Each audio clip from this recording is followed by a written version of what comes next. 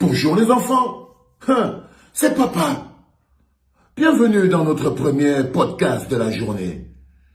L'information est tombée, vous l'avez lu comme moi hier. La Fédération camerounaise de football a adressé un courrier officiel au président de l'Inter de Milan, le club où évolue en titulaire notre gardien, l'araignée André Onana, le chat noir, la panthère noire.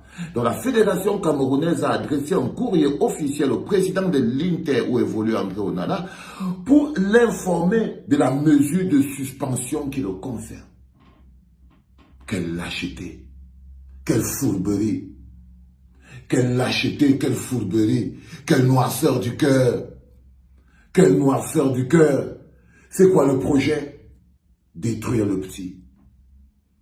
Un seul projet peut être clair, jalousie, envie, parce que les vétos-moutons racontent, là, ça s'appelle l'aigreur, la jalousie, l'envie, le carambani, le gros cœur.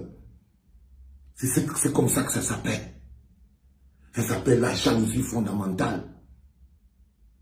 C'est quoi le projet? Quand la Fédération camerounaise de football adresse un courrier officiel au président de l'Inter où évolue André Onana pour l'informer que le gars a été suspendu, ils sont allés plus loin. Dans le même courrier, la FECAFOOT informe que le portier ne fera plus partie de l'effectif du Cameroun pour le reste de la compétition. Ça veut dire qu'ils ont besoin d'écrire que non seulement il est indiscipliné, il est mal élevé, mais il ne joue plus avec nous. Quel est l'objectif de ce courrier? Le plus important pour vous avant de savoir où on part. Parce que c'est l'objectif de ce courrier qui vous permet de connaître l'homme. Qui a envoyé ce courrier? Ce courrier a été envoyé par la FECAFOOT. Ce courrier a été envoyé, signé par la FECAFOOT et je vous dis que ce courrier a été donné en exécution par le docteur Dadis Camara. Le docteur Dadis Camara, il n'y a que lui qui serait capable de donner un tel ordre, d'écrire un tel courrier. Il n'y a que la haine, la rage et la jalousie qui peuvent pousser à persécuter, surtout quand j'entends que, oh, j'ai entendu l'autre, un bonhomme dire que, oh, André Onana, c'est le rejeton de Dadis Camara. Et vous n'avez jamais vu un père qui est jaloux de son fils? André Onana, c'est le petit de Dadis Camara. André Onana, évidemment, c'est son petit, mais vous n'avez jamais vu un homme qui est jaloux de son fils. Vous n'avez jamais vu ça. Vous n'avez jamais vu à quel moment un frère est jaloux de son frère, un homme est jaloux de son fils. Si ce n'est pas la jalousie, qu'est-ce qui peut faire qu'on décide autant d'exposer André Onana? On ne l'a pas seulement lancé à la vindicte populaire. Il faut très bien comprendre ce qui se passe. Ils ne l'ont pas seulement lancé à la vindicte populaire au Cameroun. Parce que quand vous lisez ce que les gens écrivent sur André Onana, vous comprenez qu'il est en train d'entrer proprement dans le costume du bouc émissaire que lui a taillé Dadis Camara. On va y revenir parce que je vous ai expliqué que tout ce qui se passe aujourd'hui a pour objectif de sauver le responsable premier de toute cette situation qui s'appelle le docteur Dadis Camara. Donc ce sont les boucs émissaires. Le premier bouc émissaire, la tête qui doit être tombée pour sauver celle de Dadis Camara, elle est là. C'est celle de André Onana. C'est celle d'André Onana. Et comme son honneur, il sait, le docteur Dadis Camara, qu'il ne peut pas se sauver et sauver André Onana. Parce que tout ce qui le concerne aujourd'hui, c'est comment il va faire pour sortir de là avec une cote de popularité qui est égale à 0 point. Comment il va faire? Il est prêt à salir tout le monde autour de lui. Il est dans la technique.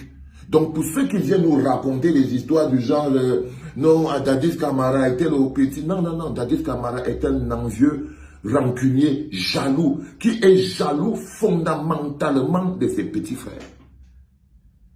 Il est fondamentalement jaloux de ses petits. C'est-à-dire que comme un petit comme André Onana comme ça, il sait que 22 ans, André Onana est déjà à l'Inter.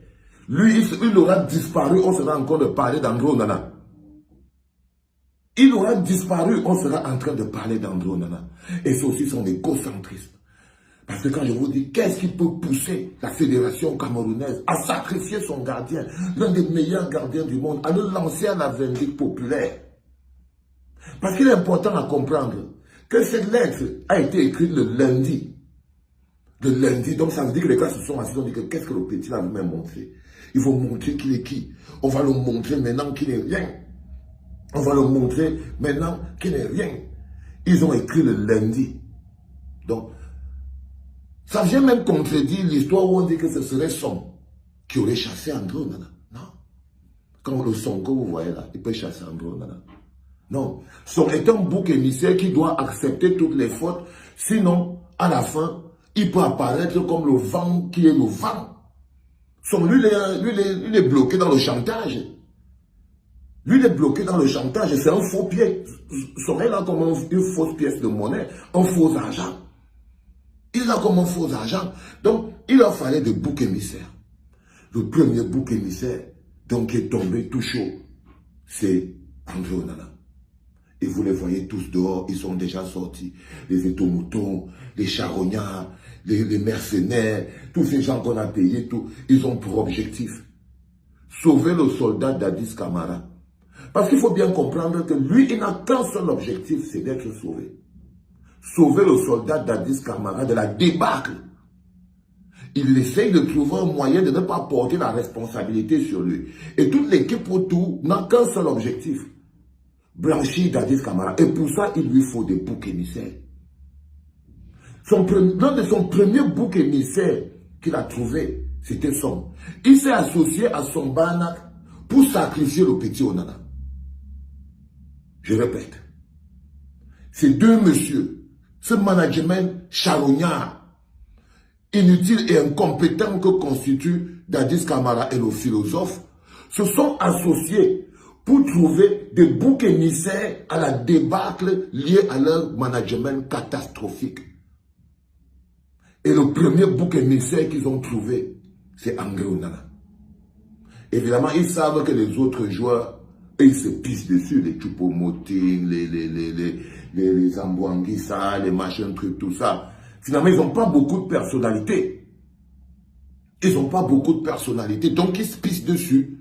Parce que il faut bien que ces joueurs-là comprennent. Choupo-Moting, Zambouanguissa, Onana, tous les autres qui sont là, sachez qu'aujourd'hui c'est André Onana.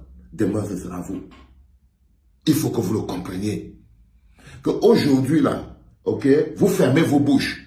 C'est-à-dire que André Onana, c'est le problème d'André Onana. Choupo-Moting est là, ça ne le dérange pas, ils vont jouer avec le gardien et pas si, il n'y a pas de souci, l'essentiel c'est que lui soit bien vu.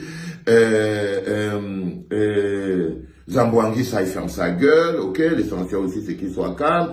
Choupo-Moting, ouais, il ferme sa gueule. Kartoko et Kambi, ouais, vous fermez vos gueules. Mbemo, ouais, vous fermez vos gueules. Sans la moindre dignité et le courage pour votre coéquipier. Je vous mets entre parenthèses l'excuse de que vous voulez d'abord vous concentrer pour la Coupe du Monde. Mais une équipe qui ne peut pas avoir un noyau n'est pas une équipe. Donc ces messieurs sont là et ils regardent Dadis Camara organiser le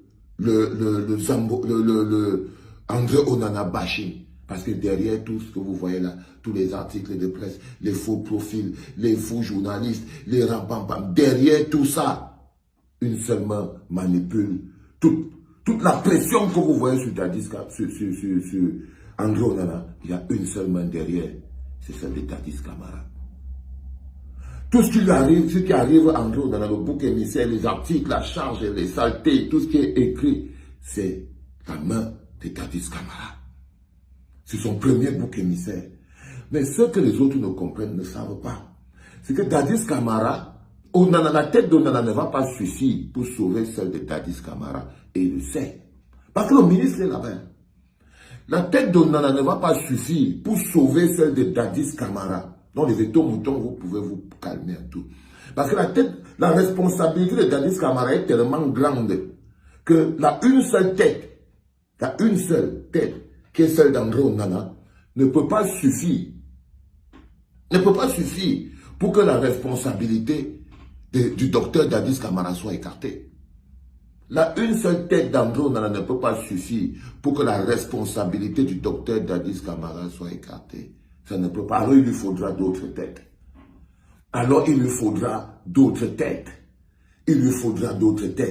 Et l'une des têtes qu'il a déjà posées sur le billard, c'est celle de M. Rigobert Son Banak. Parce que contrairement à beaucoup, à l'intérieur du palais de Pomba, il y a des gens qui regardent. Il y a des gens qui ont des intérêts. Il y a des gens qui ont mis des billes et il y a des gens qui surveillent. Et si vous saviez, ça c'est Bobo qui l'a dit, c'est que Dadis Camara, en réponse à une demande d'explication qui vient de chez Pomba, Dadis Camara fait comprendre à Pomba qu'en fait, lui, il n'y est pour rien. Que lui, là, il n'y est pour rien.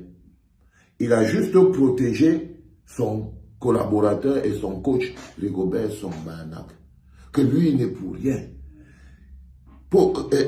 Dadis Camara a expliqué que lui, il était dans son bureau, il ne savait pas ce qui se passait, il venait de faire popo, il était là, il avait ses mains, il a fait pipi, il était en train de ranger ses habits. Il n'était au courant de rien. Il n'est pas du village, il n'est ni du quartier. Que cette histoire a déclenché entre Andro Nana et le philosophe Rigobert Song-Banak. Et que le résultat des courses, Rigobert Song-Banak a dit que si Andro Nana ne part pas, lui démissionne. Donc, Dadis Camara, toi Rigobert Song-Banak, il faut que tu comprennes que ça aussi tu vas devoir assumer. J'espère que tu as les épaules suffisamment lourdes pour porter toutes les charges que Dadis Camara va poser sur toi. Parce qu'il y a beaucoup, hein. Il a pris une gande, il a posé sur toi. Ça ne t'a pas ébranlé, tu continues de... Il a porté on en a maintenant. Il pose encore sur toi. J'espère que tu es prêt. Il a pris les listes. Il pose sur toi.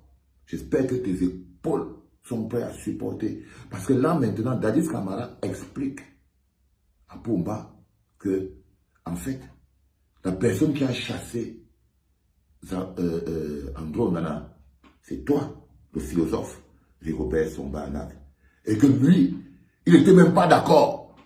Mais, comme il ne peut pas se dresser contre toi, tu es quand même le manager sélectionneur, il a dû accepter qu'en fait, ce n'est pas lui qui a fait partie Andro Nana. C'est toi, Rigobert Song-Banak. Donc, il est important que tu comprennes que, après Andro Nana, sa tête ne suffisant pas pour sauver le soldat Dadis, il va falloir prendre d'autres têtes. Parce que le seul responsable, n'oubliez pas les enfants, le seul responsable de tout ce qui se passe, de l'intérieur, de l'extérieur, aller dans les médias, hors des médias, c'est la manipulation, le commérage, le rampampam, le gros cœur, tout, l'unique et seul responsable, c'est le docteur Dadis. C'est le docteur Dadis. Et l'opération aujourd'hui, c'est de sauver le docteur Dadis Camara. L'empêcher de se retrouver face à ses responsabilités. Pour ça que vous le laissez avec la photo qu'il a là. J'aime cette photo. Hein. Là, il découvre qu'il est en danger. Quand vous voyez cette photo du docteur Dadis Camara, le gars s'est plié comme ça derrière moi, les combis comme ça et tout. Tu confirmes que le gars sait en ce moment que non, il est peut-être en danger. Allez, André Onana, tu sais que tu as le soutien du peuple. Tu sais que tu as donné le maximum et le peuple ne doute pas de ta sincérité. Les micmacs et les manipulations ne pourront pas cacher la lumière du soleil et de la vérité. La jalousie de ton ancien père, parce que intègre bien, l'ancien père, ça existe. Ok? Et celui-là, il est jaloux de toi. Il est jaloux de toi. Et il est jaloux de toi parce que tu joues à l'Inter. Et que c'est en haut. Et pour lui, le seul qui devait jouer en haut, il n'aime que les bassogok. Les petits jouent à 2 balles parce que ça lui permet de rester en haut. Mais quand il voit un petit comme toi qui est déjà à l'Inter, un petit comme tu, 22 ans, ça le dérange. Et la jalousie veut le tuer. Donc, ne tombe pas dans ces pièges. Ça, c'est le premier podcast de la journée. Je conseille à tous les étomoutons qui ne veulent pas subir le deuxième de la journée, vous pouvez vous désabonner. Ne restez pas là. C'était papa.